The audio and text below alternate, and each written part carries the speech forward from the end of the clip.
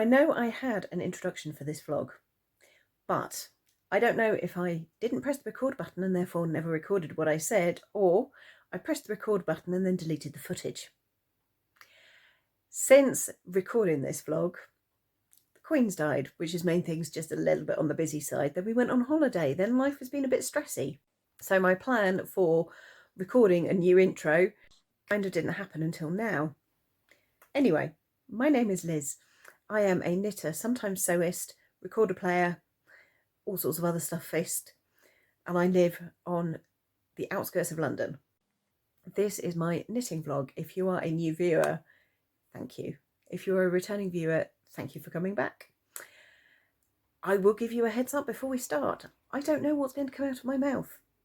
It could be swearing, it could be adult conversation, it could just be unmitigated rubbish. Proceed at your own caution. So after a hiatus of about a year, just over, I am trying to get back to regular recordings. Regular might be a month, but once a month is better than once a year. So last episode, I think I mentioned that I was going to go to the Commonwealth Games. That happened at the beginning of August. It's now the beginning of September. And it was amazing. We had tickets for the table tennis. So we saw Wales win a para gold medal. We saw England win a doubles gold medal.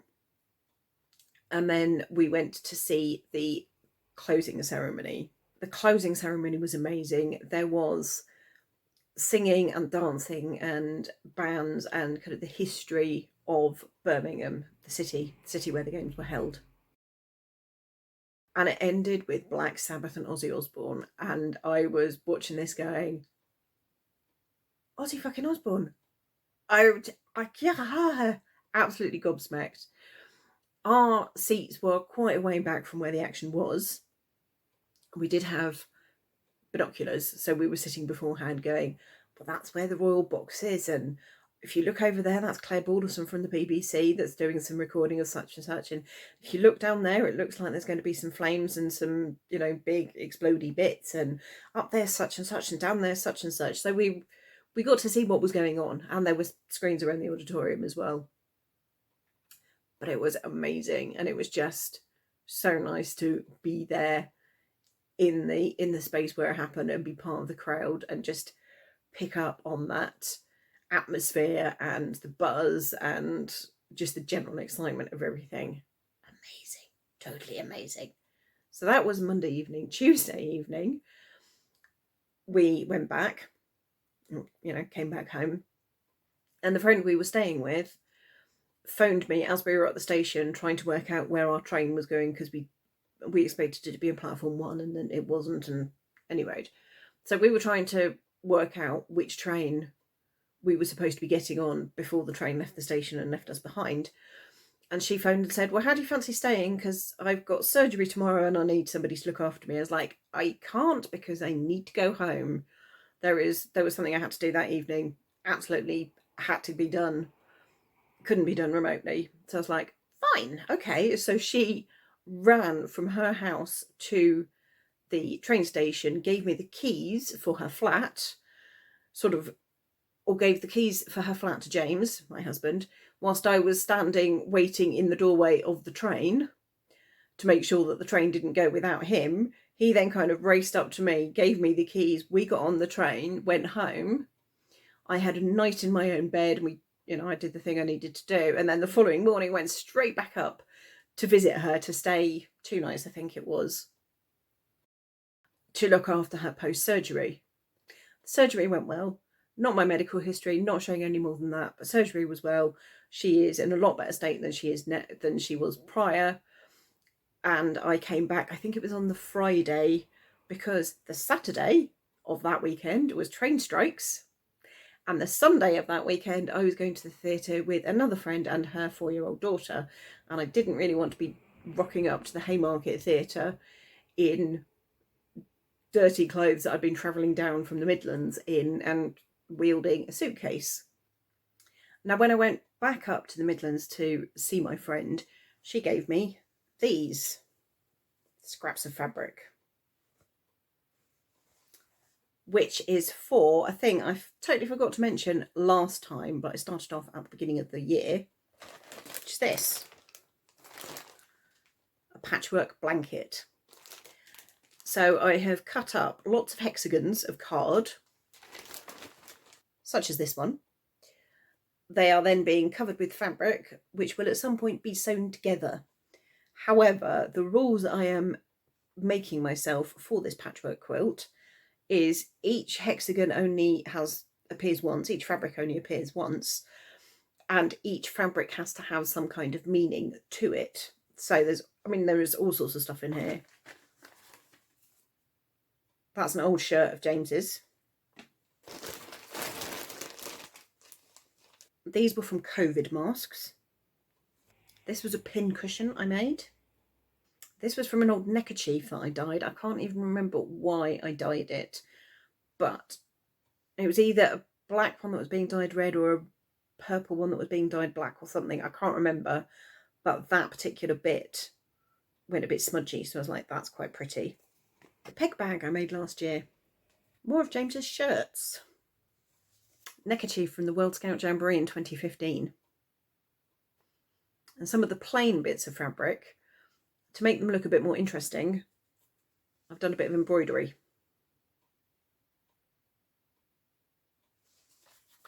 All of this is inspired by a quilt that my grandmother made when we were kids. She used to make clothes for us, and I think for herself and, other people in the family. But it was always really fun, I thought, sitting underneath this or sleeping underneath this quilt and going through and going, well, that's my nightdress and that's such and such a fabric and that's from that and that's from that, and sort of going through and being able to spot all of the different bits of fabric. And this is something that I have thought about doing for me for quite a while. I was like, no, it's just too much of a project, too much of a thing to take on, not going to happen. And then, don't know what it was at the beginning of the year, changed my mind, started collecting bits of fabric. So that's another one of these very long ongoing projects, but it's creative and I'm going to share it. Now, last episode I talked about my 2021 creative aims and how I'd aimed to knit 5 pairs of Christmas socks, but of those 2 got completed in January of this year. Or 1, 2, I can't remember. January was a long time ago. However, it's only until today, literally today, I have finished weaving in the ends. I am not good with my end weaving. This is the first pair. This is a yarn by Regia. I will put the name of the colourway on the screen. It was a Christmas yarn that they released 3, 4, possibly even 5 years ago. And the contrasting heels, toes and cuffs are also in Regia. I did want to do the heel flap here in camel, which I hoped would match this colour here, but I couldn't get hold of any of the camel colour when I wanted it, so I was like, forget it, doing it all in red. The pattern is the Winnick Mum cuff down sock pattern, and for the heel flap, instead of doing a reinforced heel, I have just done basic stockinette stitch, which probably will come back to haunt me in future years. So that's pair number 1. And this is pair number 2. So the green and red striped is a company, I think it's called Unique. I bought these in New York in 2018. And it's 2 balls of yarn which are sold together, and they are designed to make a full pair of socks, a matching pair of socks. But rather than knitting straight red and green striped socks, I've then done a contrasting heels, cuffs and toes. I think this is in Mayflower number 1 yarn. I couldn't tell you what the colourway is. I'm not even 100% sure it's Mayflower number 1 yarn, but it's a kind of an ecru beigey colour as a contrast. So that's pair number 2. Those 2 together bring my festive box of socks up to 5 whole pairs of festive socks. So they will now need to be soaked and blocked, and they will be put in their box ready for the grand opening of the box when I have my full 24 pairs. I also have these socks, which I started in 2019. So I've dug these out and completed them. The original pattern I was going to use had a contrasting toes, heels and cuffs. However, I got to about here and with the gusset increases and thought, bother this, I can't be bothered doing a contrasting heel. So I took the easier option of ripping it all back to the toe, picking up the stitches on the toe here and knitting up from the toe and doing them pretty much from scratch. So this is what I was knitting when we went to the Commonwealth Games. The pattern is called Time Traveller. I know it's available on Ravelry. I don't know if there is a non-Ravelry alternative. I will put the link down below and I will clearly mark any Ravelry links. The contrasting toes and heels are West Yorkshire Spinners 4-ply. They have a range which is designed for baby clothes. 4-ply yarn designed for baby clothes. It's that range, and I believe the colourway for this one is Tin Man. And the main body of the sock is Drops yarn, and it's the colourway Emerald City. But that's not all. Also completed this morning, near as, are these socks, which I was talking about last week. This is in the colourway Christmas Waltz from Lollipop Yarns, and this will be number 6 in my Christmas box of socks once I've blocked them. I mean, they're on the sock blockers just because it's easier to wave a pair of sock blockers around, but they haven't actually been soaked and blocked yet. I need to wave in the ends round the ribbing, but then after that, absolutely fine. I found a video from Roxanne Richardson on how to avoid the dog ears that you get when you are grafting toes closed. Amazing. I then went and messed up the grafting in other ways. That seems to be a recurrent theme with me. But I am pretty pleased with these. I am genuinely pleased with these. With this yarn here, contrast yarn that wasn't provided by the original yarn dye. Again, I couldn't tell you what that particular contrast yarn is, but I like quite long heel flaps, and I was concerned that if I used the contrasting yarn that had been sent with the sock yarn, I wouldn't have enough for both heel flaps and the cuffs. So I stuck with something different for the 2 heel flaps so that I could guarantee to have enough for the cuffs and the toes. And then the remaining contrast yarn, which is left over here, I have got a bag of green and red scraps of yarn, which I'm going to use to make a scrappy pair of socks when I have gathered enough. Now, the next whip I'm trying to crack on with, because we're getting towards autumn and winter now, is James's jumper. Last time I talked about how I misread the pattern and knit the front the same as the back, even though the front should have been 20 centimetres shorter than the back. You'd think I would have learnt my lesson by now. I have not. I am now doing the casting off and the shaping for the shoulders, and the pattern says very clearly, cast off 22 stitches so that you have 59 stitches left. So I cast off 59 stitches. Then realised my mistake and had to undo a whole cast off row, which is fiddly. I can and will only laugh about it, but it was fiddly and frustrating, and I nearly dropped stitches, and now I've got on the back various slipped stitches, which may or may not be visible there. Is that visible? No, that's not visible. Trust me, I have got a couple of places where I have slipped stitches like this one here, which I now need to sort out. But I am now back where I should be, and I will be casting off the right number of stitches this time. Then I need to go through and work out how far back to put a lifeline in on the front section of the jumper, put the lifeline in, rip out about 20 centimetres worth of knitting, and then start again and knit up and do the V-neck split. And if I survive all of that, I then get to go to Sleeve Island. So there we go. That's the jumper progress. It's happening slowly, but it is happening. Now, the final thing to talk about is stash acquisition, which this time is not yarn stash, it is fabric stash. When I went back up to the Midlands the second time, my friend took me to a really lovely shop called the Fat Quarter. I want to say it's in Banbury, but I know Banbury is in Oxfordshire, and I don't think it was in Oxfordshire. My geography is terrible. But basically, this friend was going to the quilt show and was doing a one-day workshop there. So she needed some supplies, and she took me to the Fat Quarter because she needed some supplies and she thought I would like it. And she was not wrong. Have I said it is a really lovely shop? It's the people there were so friendly. We were laughing, we were joking. I felt like I'd known them pretty much forever. While I was there, I bought 3 Fat Quarters. These 3. Which I thought had a very nautical theme to go to them, because I knew I had a patchwork bag pattern.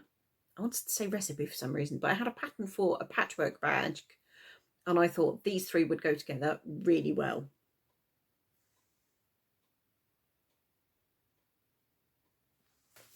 Now, I thought the pattern might have been this one, because that looks kind of patchworky to me, but I think it's just the fabric that is being used is a patchwork style fabric. It's not actually made of patchwork. This is fun. I have just had a pop-up message from my phone to say that the SD card where I store all my videos is full. So I need to be very quick and finish up. I can't do too much talking, otherwise I will crash my phone entirely. I was talking about these scissors. Basically, these scissors, really cute. I've bought them to put into my advent calendar, which I started making a couple of years ago. The idea being, collect stuff. By the end of the year, I'd forget it, open it up at the end of the year, all exciting and new. Only I never completed it. I'm still looking for bits and pieces, so I really would have forgotten everything that's in it. These are going in there. And that is it for the podcast, the vlog, the vlogcast, however you call it, whatever you call it. I will be back soon. In the interim, it would be lovely if you could subscribe, if you could like. Again, please make me feel better. Tell me about your mistakes. I know I'm not the only one who makes mistakes. I just may be the only one that talks about them. Come and join the communal knitting therapy group thing. Okay, I'm going now. I will see you soon. Take care. Bye-bye. Hi, me again. In the whole, oh look, the tape's running out, I need to talk quickly so that I don't lose everything that I've just recorded, I forgot to mention I'm going to be leaving you with some views from the Commonwealth Games 2022 in Birmingham. See you next time. Bye-bye.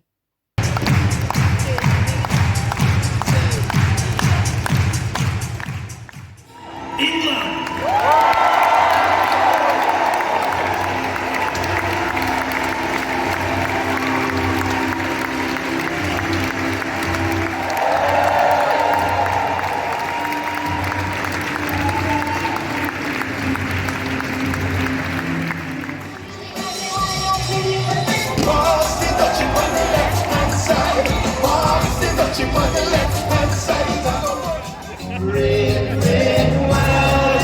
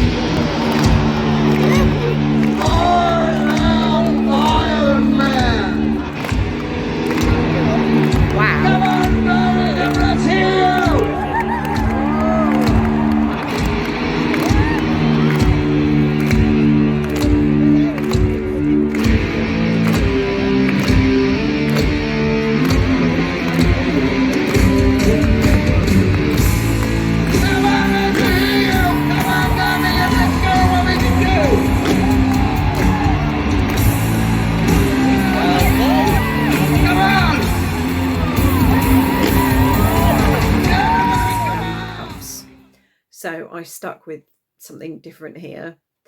That's a bit rude. Didn't mean to do that. Hey, oh no.